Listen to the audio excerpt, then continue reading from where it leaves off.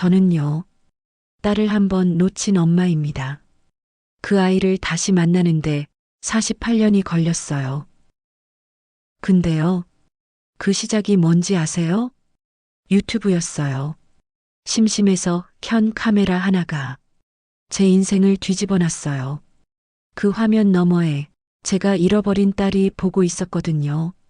오늘은 제가 어떻게 딸을 다시 만나게 됐는지 처음부터 말씀드릴게요. 제가 새벽 5시에 일어나요. 알람 없어도 눈이 떠지거든요. 30년을 그렇게 살았어요. 남대문에서 장사했지요. 포목 펼치고 손님 부르고 목이 쉬도록 떠들었죠. 그런데 요즘은요. 일어나도 갈 데가 없어요. 냄비에 물 올리고 찬밥 데워서 혼자 먹고 그게 하루 시작이에요. 남편은 아직 자요. 코 고는 소리만 들려요. 집이 참 조용해요. 예전엔요. 사람들 틈에 묻혀 사는 게 힘들다고 했는데 지금은 사람이 그리워요. 토요일에 손녀가 왔어요. 이름은 하은이 23이에요. 걔가 그러더라고요. 할머니, 유튜브 해봐요. 제가 웃었죠. 내가 무슨 유튜브냐? 그랬더니 화면을 보여주는데 저보다 나이 많은 할머니가 김치찌개 끓이면서 얘기하더라고요. 구독자가 500만이래요. 하은이가 또 그래요. 할머니 시장 얘기 재밌어요. 남대문 얘기해줘요. 제가 그랬어요. 누가 나 같은 늙은이 얘길 듣냐. 그런데요. 그 말이 자꾸 맴돌았어요. 누가 내 얘기를 들어줄까? 그날 밤이었어요. 남편 잠든 뒤에 거실 소파에 혼자 앉아서 스마트폰을 세웠어요. 카메라 켜는데 제 얼굴이 화면에 딱 나오더라고요. 근데요, 그 얼굴이요. 48년 뒤에 제 딸이 보게 될 얼굴이었어요. 그때는 몰랐죠. 목소리를 가다듬고 그래도 말했어요. 나 김복순이요. 올해 70이고 남대문에서 30년 살았어. 새벽 4시에 일어나서 발이 퉁퉁 부을 때까지 그때가 제일 행복했던 것 같아. 지금은 뭘 해야 할지 모르겠어. 그냥 심심해서 찍어봤어. 누구한테라도 말하고 싶었어. 그리고 올리기 눌렀어요. 편집도 모르고 자막도 몰라요. 그냥 눌렀어요. 그리고 잤어요. 그런데 다음날 새벽에 휴대폰이 계속 울리는 거예요. 처음엔 고장 난 줄 알았어요. 숫자가 막 올라가요. 1000, 5000, 만. 제가 남편 깨웠어요. 여보, 이게 뭔 숫자요? 남편이 안경 쓰고 보더니 다시 벗고 다시 쓰더라고요. 50만? 저도 같이 봤어요. 50만. 하룻밤 사이에. 그 순간 말이 안 나오더라고요. 70년 살면서 이렇게 많은 사람이 제 말을 들은 적이 있었나 싶었어요. 댓글이요? 할머니 목소리 듣고 엄마 생각났어요. 저도 혼자 밥 먹어요. 계속 찍어주세요. 그걸 읽는데 가슴이 뜨거워지더라고요. 아, 내가 아직 누군가한테는 필요한 사람이구나. 그래서 다음 영상도 찍으려고 했어요. 그런데요. 사흘 뒤에 모르는 번호로 문자가 왔어요. 할머니, 저 영상 PD인데요. 제가 도와드려도 될까요? 이름이 이준혁? 그때는 몰랐어요. 그 문자가 제 인생을 또 한 번 뒤집어 놓을 줄은요. 제가요. 요즘 문자 하나 때문에 마음이 자꾸 흔들려요. 할머니, 영상 PD입니다. 제가 도와드려도 될까요?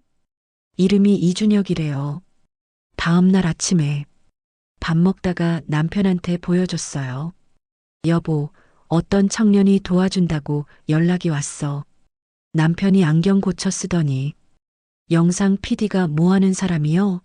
그러더라고요. 저도 몰라요. 요즘 세상 직업은 도통 모르겠어요. 남편이 숟가락 내려놓으면서 그래요. 모르는 사람 집에 들이면 안 되지. 집에 들이는 게 아니라 영상 도와준다잖아. 그게 그거지.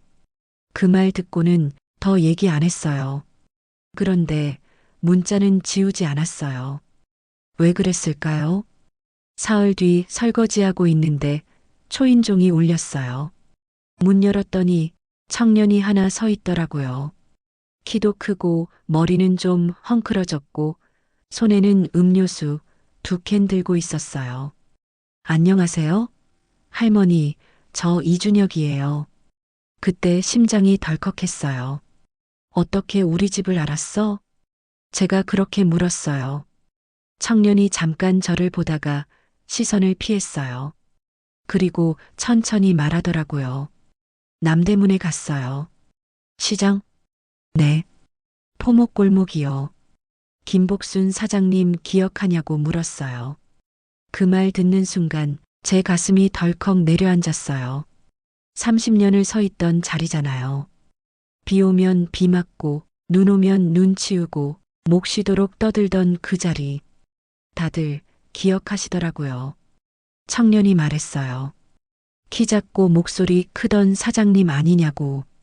저도 모르게 웃음이 났어요. 그래서 동네를 알려주셨어요. 아직 근처 사신다고.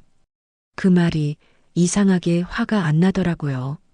누군가 저를 아직 기억하고 있다는 게. 그리고 그 청년이 굳이 거기까지 가서 저를 물어봤다는 게. 왜 거기까지 갔어? 청년이 고개를 숙였어요. 보고 싶어서요. 그 말 한마디에 제가 더는 아무 말도 못했어요. 남대문에서 시작된 인연이 이렇게 돌아올 줄은. 그때 알았지요. 이 청년은 그냥 호기심으로 온 게 아니구나. 진짜 찾으러 왔구나. 죄송해요. 너무 뵙고 싶었어요. 그 말이 이상하게 마음에 걸렸어요. 한참을 서 있다가 제가 먼저 말했어요. 들어와. 왜 그랬을까요? 거실에 앉혀놓고 물 한 컵 줬어요. 청년이 집을 둘러보더라고요. 낡은 장롱, 가족 사진. 사진을 오래 보더라고요. 왜 그렇게 봐? 아니에요. 그러다가 말해요. 할머니, 저 진심으로 도와드리고 싶어요. 그건 왜? 영상 보면서 많이 울었어요. 제가 웃었죠. 울기는 뭘 울어? 별거 아닌 얘기였는데. 그런데 청년이 그러더라고요. 할머니 말씀 듣는데 제 어머니 생각이 많이 났어요. 그 말에 손이 잠깐 멈췄어요. 왜 그런지 모르겠는데 가슴이 찌르르 했어요. 그 청년의 눈이 어디서 본 것 같았어요. 처음 보는 얼굴인데 낯설지가 않더라고요. 그날 저녁에 딸한테 전화가 왔어요. 어머니, 모르는 청년을 왜 집에 들여요? 화가 잔뜩 났더라고요. 눈이 맑아. 제가 그렇게 말했어요. 눈이 맑은 게 뭐가 중요해요? 요즘 세상이 얼마나 무서운데. 그래서 제가 그랬어요. 수진아, 나 어제 오늘 살아온 사람 아니야. 전화기 너머로 딸이 잠깐 말이 없었어요. 그래도 조심하세요. 그 청년 뭔가 이상해요. 이상하대요. 그런데 이상하게도 저는 그 청년이 이상하지 않았어요. 그날 밤에 영상을 또 찍었어요. 오늘 청년 한 명이 왔어. 영상 도와준다고. 딸은 이상하다 하고 남편은 조심하라 하고. 근데 있잖아. 그 청년 눈이 낯설지가 않아. 처음 보는 얼굴인데 왜 그런지 모르겠어. 사람 눈이 닮을 수가 있나? 말을 하다가 괜히 더 말하면 안 될 것 같아서 거기서 멈췄어요. 다음에 또 찍을게. 영상 끄고 나서도 마음이 이상했어요. 그리고 그 시간에 그 청년은 마포구 고시원에서 제 영상을 보고 있었대요. 제가 한 말, 눈이 낯설지 않다는 말. 그 청년이 자기 어머니 사진을 꺼내봤대요. 어머니 눈매가 저랑 닮았다고. 저는 아직 몰라요. 그 청년이 왜 그렇게 저를 보고 있었는지, 왜 그렇게 제 집을 찾았는지. 그리고 왜 제 가슴이 그 아이를 보면 자꾸 흔들리는지. 제가 오늘은 좀 무거운 얘기를 하려고 해요. 사실은 이 얘기 평생 숨기고 살았어요. 일주일 전부터 그 청년이 매일 와요. 오전 10시 되면 빌라 앞에 서 있지요. 오늘도 왔어? 네, 할머니. 할 일도 없어? 할머니가 제 일이에요. 그 말이 참 웃기죠? 그런데요. 이상하게 싫지가 않아요. 카메라 각도도 잡아주고, 불빛도 맞춰주고, 댓글도 정리해서 보여줘요. 말은 많지 않은데 손이 참 부지런해요. 가끔 그런 생각이 들어요. 누가 저렇게 키웠을까? 어느 날 그 청년이 묻더라고요. 할머니, 오늘은 어떤 얘기 하실 거예요? 그래서 제가 그랬어요. 오늘은 옛날 얘기 하나 할까? 카메라 켜고 한참을 숨만 쉬다가 말을 시작했어요. 내가 22살이었어. 결혼한 지 1년도 안 됐을 때. 애가 생겼는데 그때 형편이 안 됐어요. 남편은 빚이 있었고 나는 몸이 안 좋았고 먹고 살기도 빠듯했어요.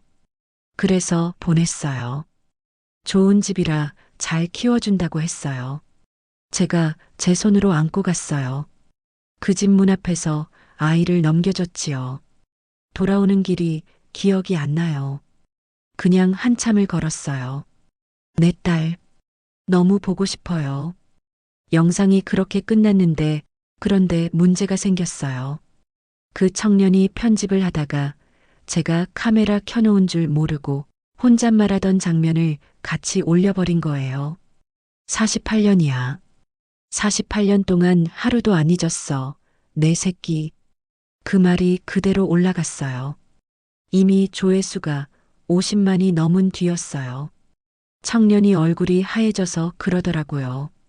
할머니, 죄송해요. 제가 내릴게요. 제가 그랬어요. 그냥 둬. 어차피 언젠가는 말하려고 했어. 그 청년이 가만히 저를 보더라고요. 그 눈이 그날은 더 낯설지가 않았어요. 사흘 만에 조회수 300만이 됐어요.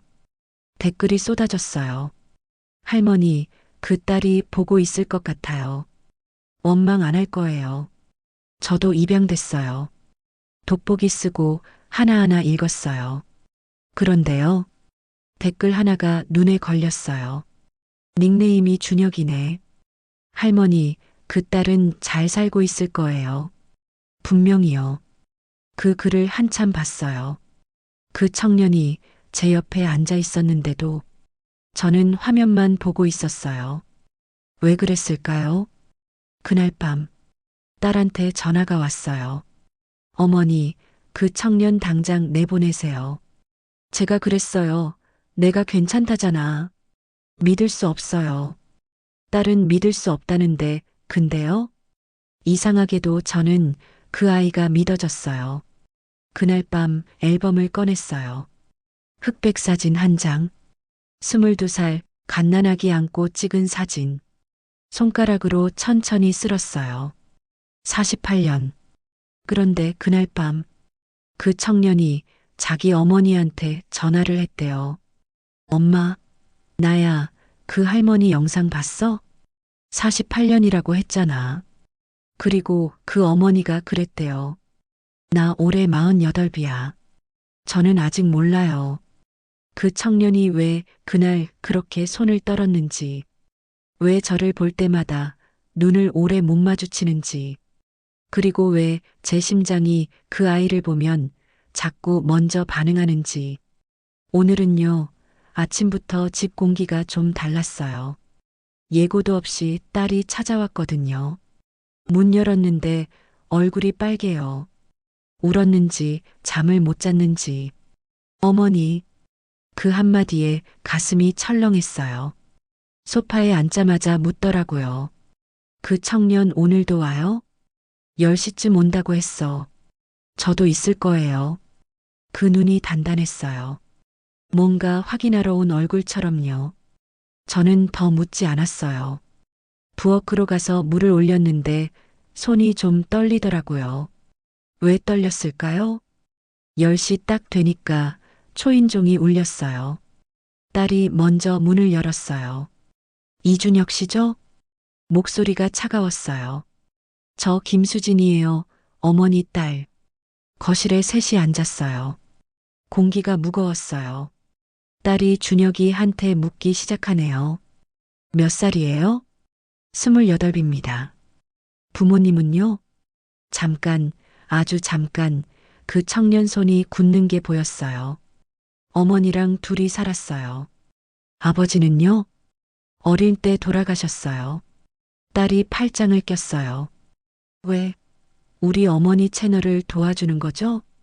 청년이 잠깐 생각하더니 말했어요. 영상 보면서 많이 울었습니다. 울었다고요? 제 어머니 생각이 났어요. 그 말에 제 심장이 또 한 번 철렁했어요. 딸이 더 세게 나가더라고요. 우리 어머니 유명해지시니까 뭔가 노리는 거 아니에요? 그 말에 제가 참지 못했어요. 수진아, 딸이 저를 보더라고요. 어머니는 가만 계세요. 내 집에서 내 손님한테 하는 말인데 내가 왜 가만 있어? 제가 그렇게 말했어요. 70을 살았어요. 사람 눈을 보면 대충 알아요. 이 청년 나쁜 사람 아니야. 딸이 입을 다물었어요. 그렇게 한바탕 지나가고 딸은 돌아갔어요.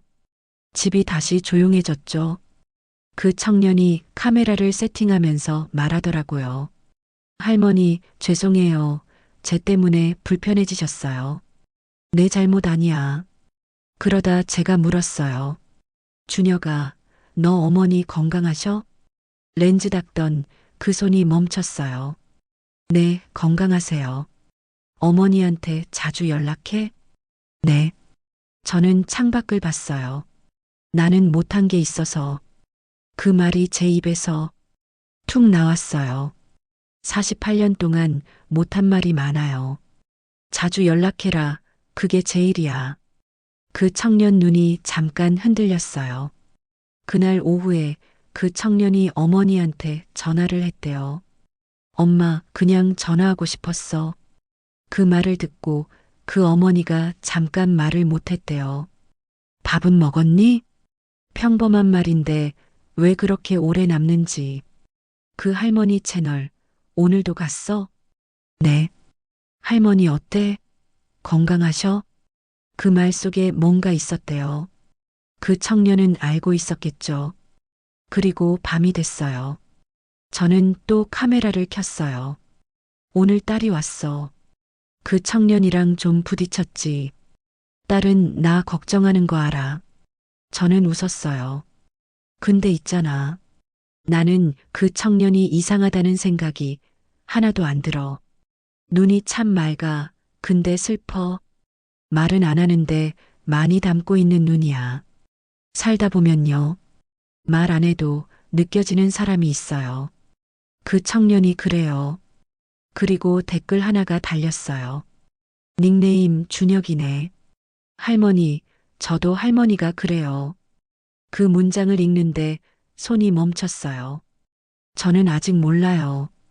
그 청년이 왜 자꾸 제 눈을 오래 못 보는지, 왜 제 과거 이야기에 숨을 죽이고 듣는지, 그리고 왜 딸은 그 아이를 그렇게 경계하는지. 요즘 집 공기만 흔들리는 게 아니에요.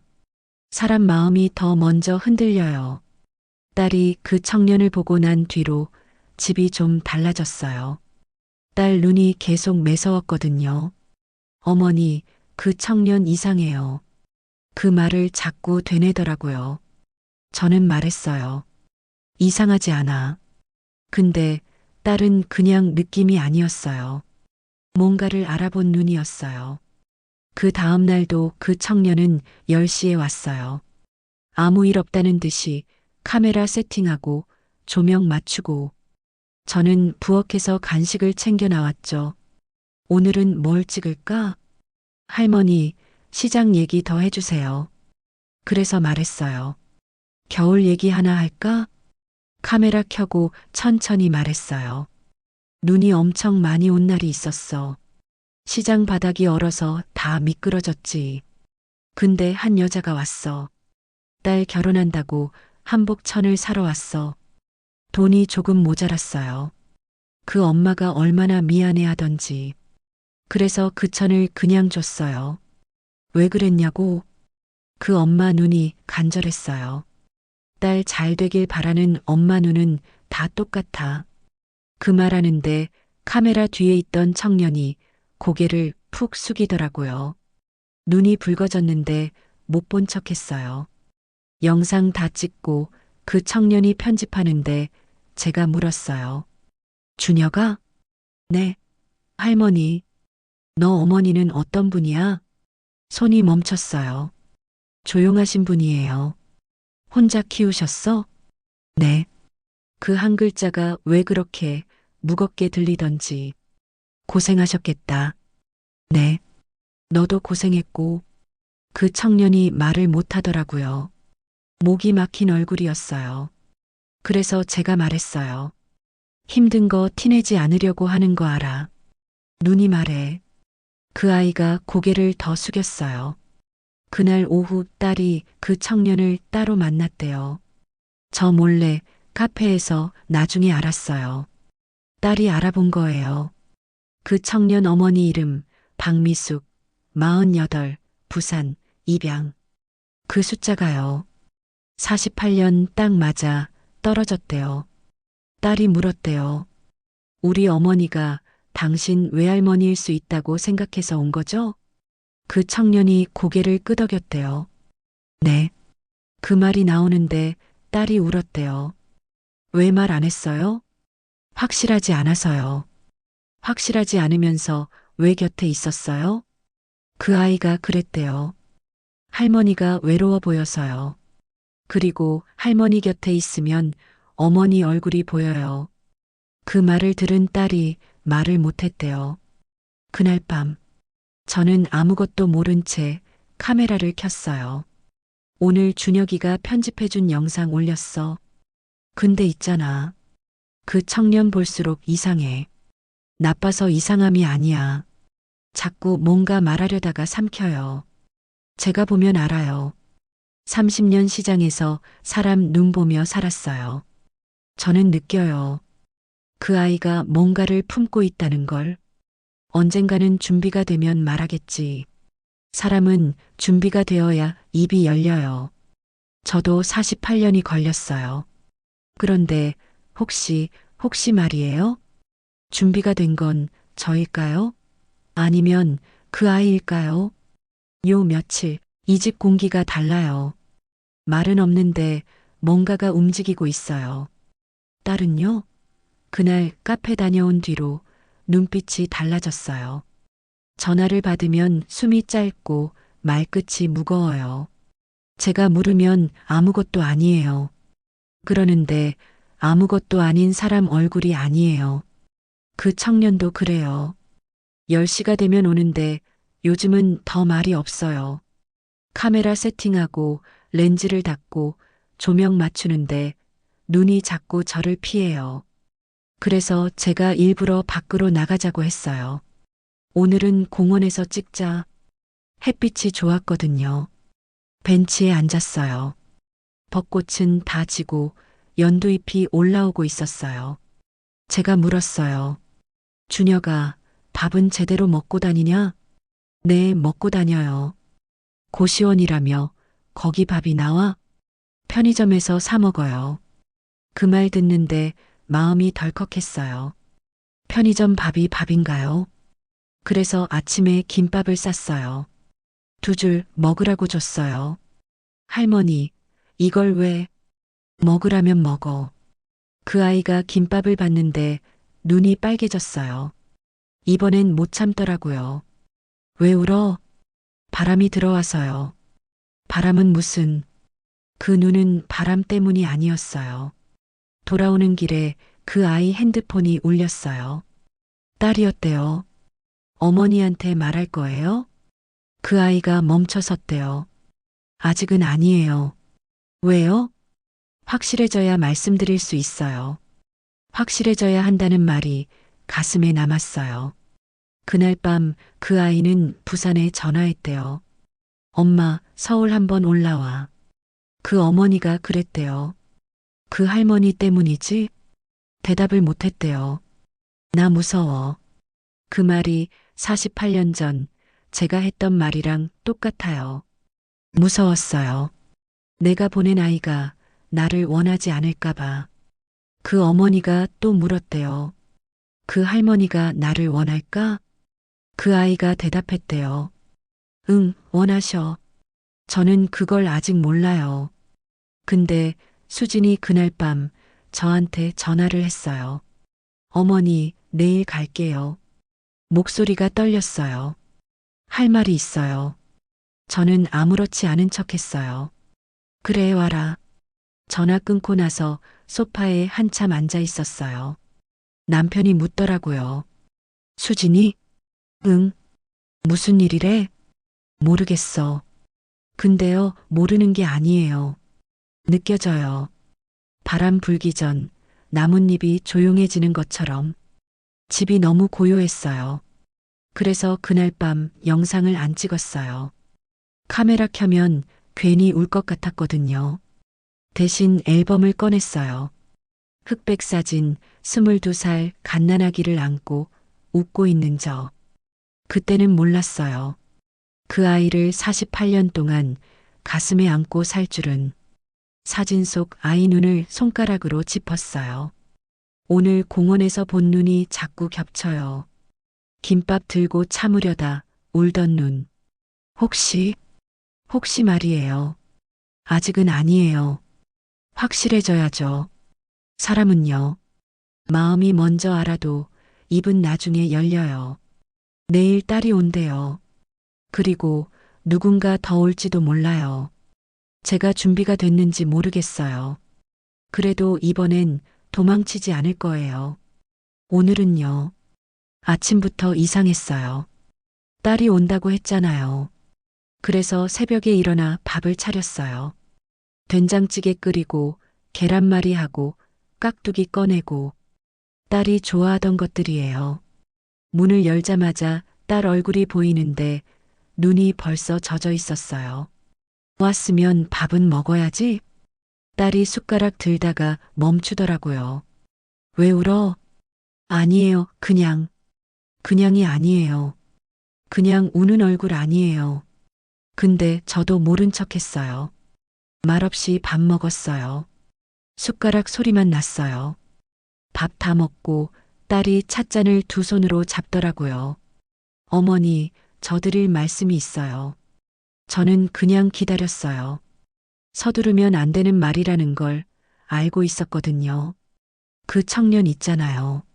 준혁이? 네, 그 청년이 어머니한테 할 말이 있대요. 저는 고개를 끄덕였어요. 알아. 딸이 놀라더라고요. 어머니, 알아요?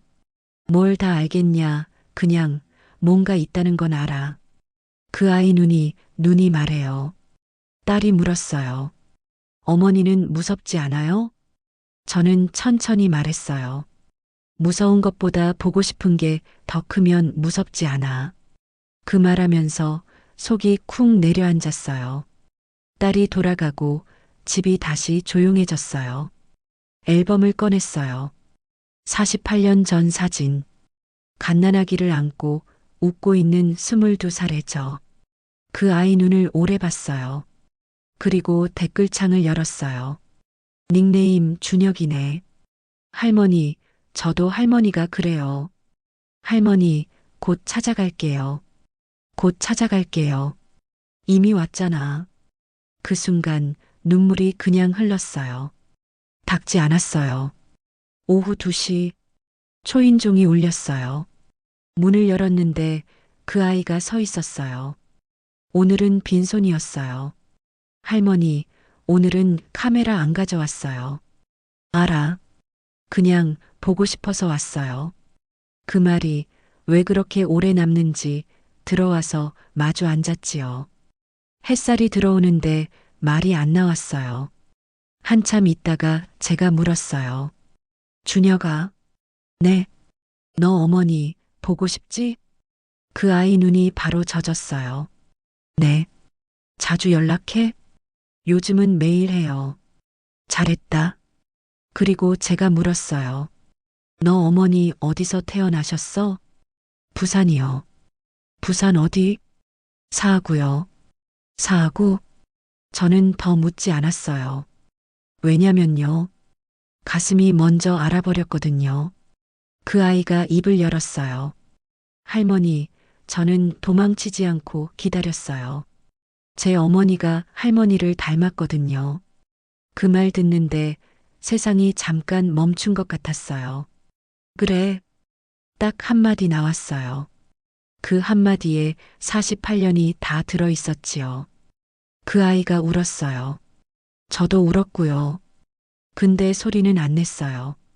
울음이 밖으로 나오면 모든 게 진짜가 될 것 같아서 그날 밤 카메라를 켰어요. 한참을 말을 못했어요. 오늘 준혁이가 왔어. 그 청년이 울었어. 나도 울었어, 혼자. 있잖아. 살다 보면 말 안 해도 아는 것들이 있어. 증거가 없어도 설명을 못 해도 가슴이 먼저 알아. 내일 그 아이가 어머니를 모시고 온대요. 48년 만이에요. 저는요, 기다릴 거예요. 이번엔 도망치지 않을 거예요. 오늘은 새벽부터 눈이 떠졌어요. 알람도 안 울렸는데 그냥 벌떡 일어났어요. 청소를 했어요. 장롱 닦고 소파 털고 부엌 바닥을 2번이나 밀었어요. 남편이 묻더라고요. 새벽부터 뭐 하는 거야? 청소. 왜? 손님 와. 무슨 손님? 저는 대답 안 했어요. 남편도 더 묻지 않았어요. 대신 조용히 시장 가방 들고 나가더라고요. 말 안 해도 아는 사이예요. 10시가 됐어요. 심장이 자꾸 먼저 뛰어요. 초인종이 울렸어요. 문을 열었어요. 준혁이 서 있었고 그 뒤에 내가 놓았던 아이가 서 있었어요. 48살이 된 아이가요. 핸드백을 2손으로 꼭 쥔 채 눈이요. 눈이 48년 전 그 눈이었어요. 아무 말이 안 나왔어요. 그 아이도 말을 못했어요. 그 준혁이가 말했어요. 할머니, 저희 어머니예요. 그 한 문장에 시간이 멈췄어요. 저는 손을 내밀었어요. 그 아이 손이 차가웠어요. 제 손도 떨렸어요. 들어와. 그 말밖에 못했어요. 근데 그 2글자면 됐어요. 거실에 마주 앉아 있는데 한참 말이 없었어요. 제가 먼저 물었어요. 몇 살이라고? 48이에요. 48, 딱 맞아요. 건강해? 네. 잘 살았어?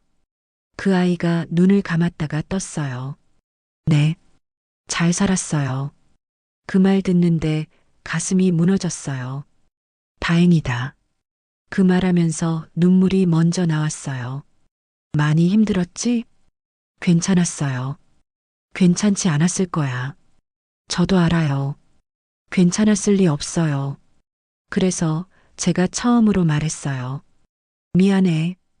그냥 미안해. 정말 미안해. 그 아이가 울었어요. 그리고 입을 열었어요. 어머니.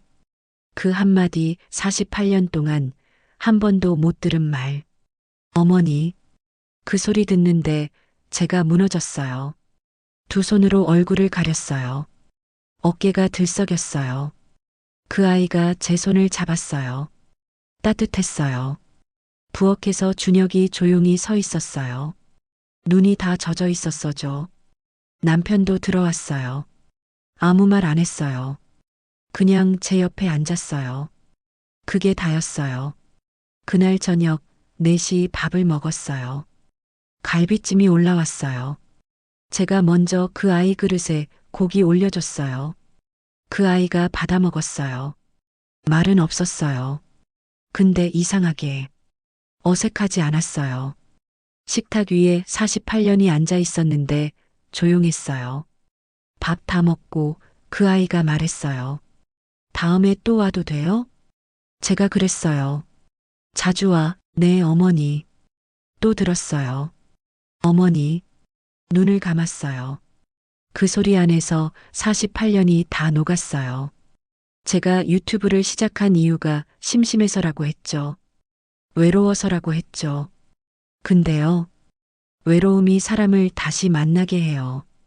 카메라 하나 세워놓고 혼자 말했을 뿐인데, 제 딸이 돌아왔어요. 이제는요, 혼자 밥 안 먹어요. 그리고 다음 영상에는 둘이 같이 나올지도 몰라요. 아니, 셋이요. 저, 제 딸, 그리고 준혁이. 이게 제 인생 이막이에요. 끝이 아니고요. 이제 시작이에요. 여러분도요. 늦지 않았어요. 가슴이 먼저 아는 사람. 그 사람을 놓치지 마세요. 48년이 걸려도 기다리면 만나요. 어제요? 딸이 다녀간 다음 날 아침이에요. 새벽 5시에 눈이 떠졌어요. 평소랑 똑같은 시간이었는데 기분이 달랐어요. 가슴이요. 가벼웠어요. 48년 동안 제가 혼자 들고 있던 짐을 누가 잠깐 대신 들어준 것처럼 부엌에 나와 물을 올렸어요. 창밖이 밝아오는데 눈물이 날 것 같았어요. 근데 이번엔 슬프지 않았어요. 따뜻했어요. 어제 그 아이가 어머니라고 부르던 목소리 계속 맴돌았어요. 오전에 준혁이가 왔어요. 할머니, 잘 주무셨어요? 응, 오랜만에 잘 잤어. 진짜예요? 몇십 년 만에 숙면이라는 걸 한 것 같아요. 한참 앉아 있다가 그 아이가 먼저 말했어요. 할머니, 죄송해요. 뭐가? 진작 말씀드렸어야 했는데. 저는 고개를 저었어요. 때가 있어. 다 때가 있는 거야. 말이라는 게요. 준비 안 된 사람 입에서 나오면 칼이 되더라고요. 준비됐을 때 나오면 약이 되고, 내가 준비됐을 때 말한 거잖아. 그 아이가 울컥하더라고요. 어머니는 잘 내려가셨어? 네. 잘 도착했다고 문자 왔어요. 다음엔 더 오래 있다 가라고 해. 그 말하는데 이상하게 자연스러웠어요. 오후에는 수진이가 왔어요. 어색하게 서 있더라고요. 어머니, 저 솔직히 말해도 돼요? 말해. 처음엔 그 청년이 싫었어요. 저는 알고 있었어요. 어머니를 빼앗아 가는 것 같았어요. 그 말 듣는데 가슴이 조금 아렸어요. 그래서 말했어요. 수진아, 빼앗기는 게 아니야. 가족이 느는 거야. 가족은요, 줄어드는 게 아니라 늘어나는 거래요. 수진이가 울더라고요. 내가 언니 생겼어. 그 말에 또 울고 저는 말없이 등을 두드렸어요. 이제는요, 숨길 게 없어요. 며칠 뒤 준혁이가 영상을 하나 만들었어요. 처음 영상부터 48년 고백까지, 그리고 마지막 장면. 저랑 그 아이가 손잡고 앉아 있는 뒷모습. 자막이 하나 나왔어요. 48년 만입니다. 그 영상이요. 하루 만에 500만이 넘었대요. 구독자가 100만이 늘었다고. 방송국에서 전화 오고, 신문사에서 기자 오고, 꽃다발이 집 앞에 쌓였어요. 제가 그랬어요. 내가 뭘 했다고? 준혁이가 웃으면서 말하더라고요. 그냥 사셨잖아요, 할머니. 그 말이 제일 와닿았어요. 그냥 살았어요. 울면서도 살았고, 미안해하면서도 살았고, 기다리면서 살았어요. 그게 다였어요. 그날 저녁 전화가 왔어요. 어머니? 응? 저는 어머니 원망한 적 없어요. 그 말 듣는 순간 손이 떨렸어요. 48년. 그 말을 듣고 싶어서 안 듣는 척 했어요. 들을 자격 없다고 생각했어요. 그 말 하려고 전화했어? 네. 직접 말해야 했어요. 저는 눈을 감았어요. 나는 원망받아도 돼. 근데 고마워. 전화기 붙잡고 한참 울었어요. 말은 없었어요. 그냥 같이 울었어요. 그걸로 됐어요. 그날 밤 영상 찍었어요. 오늘 딸한테 전화 왔어. 원망한 적 없대. 나는 그 말을 48년 기다렸어. 눈물이 났어요. 살다 보면 이런 일도 있어. 포기하지 않고 기다리면 와. 여러분, 혹시 지금 포기하고 싶은 사람 있어요? 기다리기 지친 사람 있어요? 저는요, 48년 걸렸어요. 그런데 왔어요. 그러니까 조금만 더 기다려요. 가슴이 먼저 아는 사람, 그 사람은 돌아와요. 그리고 다음 영상에는 저 혼자가 아니라 둘이 나올 거예요. 아니, 셋이에요. 제 인생은요, 이제 진짜 시작이에요. 요즘요, 아침이 기다려져요. 예전엔 눈 뜨면 한숨부터 나왔어요. 오늘 또 뭐 하지? 그랬는데 요즘은요, 오늘은 뭘 할까? 이 생각이 먼저 나요. 아침마다 공원을 걸어요. 예전엔 혼자였어요. 지금은 준혁이가 옆에 있어요. 할머니, 오늘 영상 찍어요? 글쎄, 뭘 찍을까? 하고 싶은 거 찍어요. 그 말이 참 좋아요. 하고 싶은 거 48년 동안 해야 할 것만 하고 살았거든요. 이제는요, 하고 싶은 걸 생각해요. 그 사이에 수진이가 미숙이한테 전화를 했대요. 처음으로 언니라고 불러도 될까요? 그 말을 들었을 때 가슴이 또 한 번 울컥했어요. 가족이 느는 거라고 했잖아요. 그 말이 진짜가 됐어요. 어느 일요일 우리 집이 꽉 찼어요. 도준이, 수진이, 사위, 하은이, 미숙이, 준혁이. 좁은 거실이었는데 다 들어왔어요. 비좁은데도 이상하게 넓었어요. 남편 도준이 갈비찜을 했어요. 다들 놀라더라고요. 아버지, 이거 직접 하신 거예요? 내가 못할 것 같아? 그 말에 다 웃었어요. 그 웃음소리가요. 제 귀에 오래 남았어요. 이 집이 이렇게 시끄러웠던 게 얼마만인지. 밥 먹고 나서 하은이가 카메라를 들었어요. 할머니, 오늘 다 같이 찍어요. 처음엔 싫다고 했어요. 근데 다들 저를 보고 있더라고요. 그래서 말했어요. 찍어, 카메라가 켜졌어요. 제가 그랬어요. 나 김복순이요. 올해 70이고. 처음 영상 찍을 때 그렇게 말했잖아요. 그때는 혼자였어요. 근데 지금은 양옆을 봤어요. 남편 도준, 미숙이, 그 앞에는 수진이, 하은이, 준혁이. 이렇게 함께 모였어. 말은 짧았는데 가슴은 꽉 찼어요.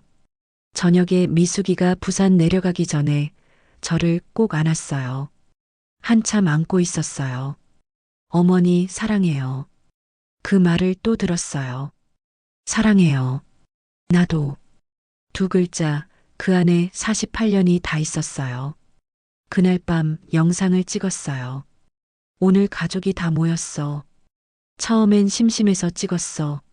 근데 이걸 시작하지 않았으면 내 딸을 못 만났을 거야. 준혁이도 못 만났을 거야. 사람 일은요? 진짜 몰라요. 내가 찍은 영상 하나가 48년을 건너올 줄 누가 알았겠어요. 여러분 덕분이에요. 봐줘서, 들어줘서, 같이 울어줘서. 그 댓글들 엄마한테 전화했어요. 포기 안 하기로 했어요. 그 말들이요. 제 가슴을 또 살게 했어요. 그리고 준혁이가 채널 이름을 바꿨대요. 복순 할머니의 일상에서 복순이네 가족으로. 그 이름 보는데 웃음이 나왔어요. 가족이 나이에 새로 생길 줄 몰랐어요. 댓글 맨 위에 이런 게 달렸어요. 닉네임 미숙이 엄마. 어머니 사랑해요. 그걸 한참 봤어요.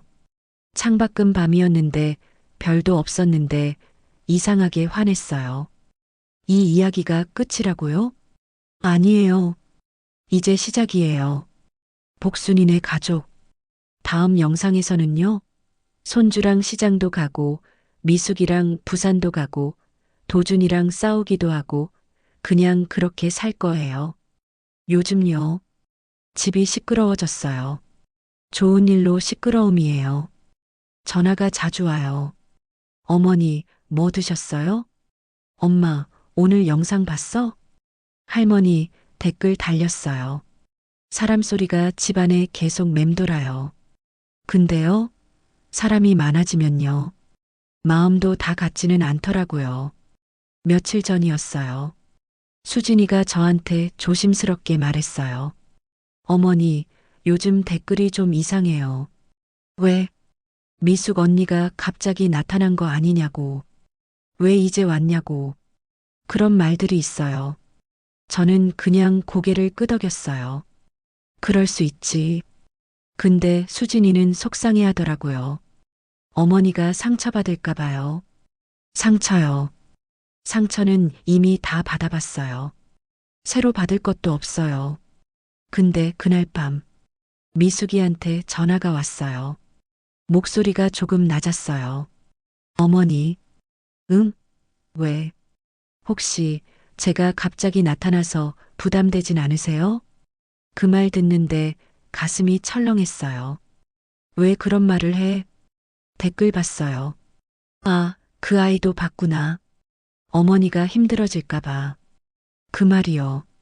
48년 전 그 아이가 혼자 울던 이유랑 똑같았어요. 남한테 짐 될까봐. 그래서 제가 말했어요. 미수가 처음으로 이름 불렀어요. 너는 짐이 아니야. 너는 내가 기다린 사람이야. 전화기 너머로 숨이 멎는 소리가 났어요. 그리고 울는 것 같았어요. 그런데 문제는 거기서 끝이 아니었어요. 며칠 뒤 기자가 또 찾아왔어요. 입양 관련 인터뷰 좀 더 해주세요. 그 당시 상황 자세히 말씀해 주실 수 있습니까? 그 질문들이요. 칼 같더라고요. 왜 보냈냐? 왜 찾지 않았냐? 왜 이제야 만났냐? 카메라 앞에서는 웃었는데 밤에는요, 가슴이 좀 쓰렸어요. 준혁이가 그걸 알아챘어요. 할머니, 힘들면 안 하셔도 돼요. 그 말 듣는데 이상하게 마음이 놓였어요. 이제는 제가 선택해요. 예전엔 형편이 선택이었고, 가난이 선택이었고, 눈치가 선택이었어요. 지금은 제가 선택해요. 그래서 인터뷰를 하나 취소했어요. 대신 가족끼리 밥을 먹었어요. 그게 더 중요하더라고요.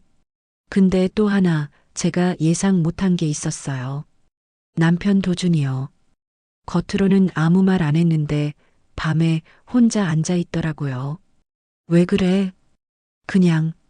뭐가 그냥이야. 한참 있다가 말했어요. 미숙이 나한테도 딸이야? 그 말에 제가 처음으로 멈췄어요. 48년. 저 혼자만의 죄인 줄 알았는데 그 사람도 같이 짊어지고 있었어요. 우리 둘 다 딸이야. 그 말하니까 도준이 고개를 끄덕이더라고요. 가족이 느는 건요, 기쁨만 느는 게 아니에요. 서로의 시간도 같이 느는 거예요. 놓친 시간, 못해준 시간, 그것까지 같이 안고 가야 해요. 근데 이상하게 무겁지 않아요. 왜냐면 이제는 혼자가 아니니까. 48년 돌아서 우리가 이렇게 마주 앉았어요. 그런데 마주 앉는다고 모든 게 다 정리되는 건 아니더라고요. 미숙이가 말했어요. 부산 집 정리하려고요. 그냥 조금 늦게라도 딸로 살아보고 싶어서요. 그 말에 숨이 막혔어요. 딸로 살아보고 싶다. 그 말이 제가 48년 동안 한 번도 못 준 자리였어요. 그래서 말했어요. 우리 천천히 가자. 한 번에 다 채우려고 하면 또 부서져요. 함께 산다는 건 같이 웃는 것만은 아니에요. 같이 조율하는 것이지요. 진짜 문제 하나 생겼어요. 미숙이 부산 집을 정리하러 내려갔어요. 며칠 뒤에 전화가 왔는데 목소리가 조금 달랐어요. 어머니, 집 정리하다가 상자 하나를 찾았어요. 무슨 상자? 입양서류랑 편지요. 편지? 그 말에 심장이 쿵 내려앉았어요. 그 상자 안에 제가 남겼던 짧은 메모가 있었대요. 그때 저는 글을 길게 쓸 용기가 없었어요. 딱 한 줄 썼어요. 좋은 사람으로 자라줘. 그걸 미숙이가 48년 동안 가지고 있었대요. 읽을 때마다 울었대요. 근데 버리지는 못했다고요. 왜냐고요? 혹시 언젠가 그 말을 직접 들을 날이 올까봐. 그날 밤 미숙이가 서울로 올라왔어요. 상자를 들고 거실 바닥에 나란히 앉아서 그 종이를 같이 봤어요. 종이가 누렇게 변했더라고요. 글씨도 삐뚤었어요. 어머니, 응? 저 좋은 사람으로 살았을까요? 그 질문에 저는 바로 대답했어요. 너는 나보다 더 좋은 사람이야. 그 말을 하는데 미숙이 울고 저도 울고 남편 도준이도 고개를 돌렸어요. 수진이는 조용히 휴지를 건넸어요. 그날 우리는 결정을 했어요. 미숙이는 부산 집을 정리하고 서울로 올라오기를요. 같이 살지는 않고 우리 집하고 가까이 살기로 했어요. 주말마다 밥 먹고 평일엔 전화하고 갑자기 보고 싶으면 걸어서 올 수 있는 거리였죠. 48년 떨어져 있었으니까 이제는 천천히 채워가기로요. 여러분, 저는요, 딸을 버린 사람이었어요. 그 죄책감으로 살았지요. 그런데 딸은 저를 기다린 사람이었대요. 그 말 하나로 제가 다시 숨쉬게 됐어요. 우리가 다시 만난 건 기적이 아니에요. 누군가 포기하지 않았기 때문이에요. 그 아이가 그리고 저도요. 카메라 하나 세워놓고 혼잣말처럼 찍은 영상이 우리를 다시 만나게 했어요. 그래서 저는 이 채널을 계속할 거예요. 이제는 혼자가 아니에요. 복순이네 가족, 이 이름 그대로. 다음 영상에서는 시장에 갑니다. 딸이랑 그리고 준혁이랑 이제는 함께. 아직 마음에 남아있는 사람이 있으면요. 먼저 전화하세요. 48년은 너무 길더라고요. 저는 오늘도 딸이랑 밥 먹으러 갑니다. 살아있는 동안은 아끼지 않으려고요. 여러분도 그렇게 하세요. 다음에 또 얘기해요. 복순이네 가족 이야기는 계속됩니다.